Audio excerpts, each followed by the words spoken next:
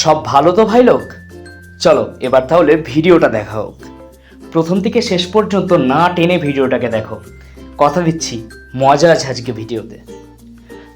আজকে চলে গেছিলাম আক্রমসের রেস্টুরেন্ট এবং ক্যাটারারে, যেটা পুলিশ লাইনটা পেরিয়ে গিয়েই ডান হাতে অবস্থিত বর্ধমানে বহু মানুষের মুখে শুনেছি, এবং আমার চিকেন বেস্টের যে ভিডিওটা ছিল সেখানেও কমেন্ট করেছিলেন এক দাদা যে আক্রমসের যে বিরিয়ানি সেখানে ট্রাই করতে। আক্রমসের বিরিয়ানি নাকি খেতেও খুব সুন্দর এবং যে অ্যাম্বিয়েন্স রয়েছে সেটা খুব সুন্দর। ভিতরের ইন্টেরিয়ার আমার সত্যি খুব সুন্দর লেগেছে। বর্ধমানের বুকে যে কটা বড় রেস্টুরেন্ট রয়েছে লাইক C2 বা আড্ডা, সুন্দরম, এদের মতোই বা এদের থেকেও বেশ কিছুটা ভালো এদের ভেতরের ইন্টেরিয়ার ডিজাইন। আমার সত্যিই ভালো লেগেছে। আমি নিয়ে নিয়েছিলাম এখানে স্পেশাল চিকেন বিরিয়ানি, যেখানে ছিল দুটো এরকম জাম্বো সাইজের বড় বড় চিকেন লেগ পিস, সঙ্গে এক পিস আলু এবং একটা ডিম।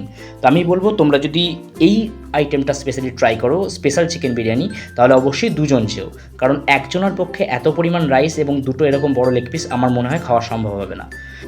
কোয়ালিটি নিয়ে পরে আসছি।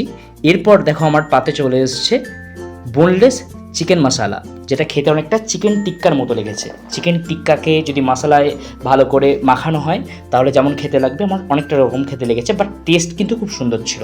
এটার টেস্ট অনবদ্য ছিল, আমার খেতে খুব ভালো লেগেছে, বাট খেতে অনেকটা চিকেন টিক্কার মতো লেগেছে। তোমরা একটুখানি এটা টেস্ট করলে আমাকে জানিও তোমাদের কেমন খেতে লেগেছে।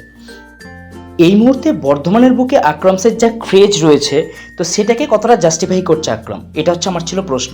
তো আমি বলবো টেস্ট ওয়াইজ খারাপ ছিল না, অবভিয়াসলি খেতে ভালো ছিল, বাট আমি জুসি বিরিয়ানি পছন্দ করি পার্সোনালি। আমার সেই পরিমাণ ভালো লাগেনি যেটা আমার চিকেন বেস্টে গেলে লাগতো আগে। চিকেন বেস্টের বিরিয়ানিও এখন তুলনামূলকভাবে অনেক খারাপ করেছে। তো আমার মনে হয় একটু ওভারহাইপড। তো তোমরাই বলো খেয়ে কেমন লাগছে। আর আমার বিল হয়েছিল এই দেখো।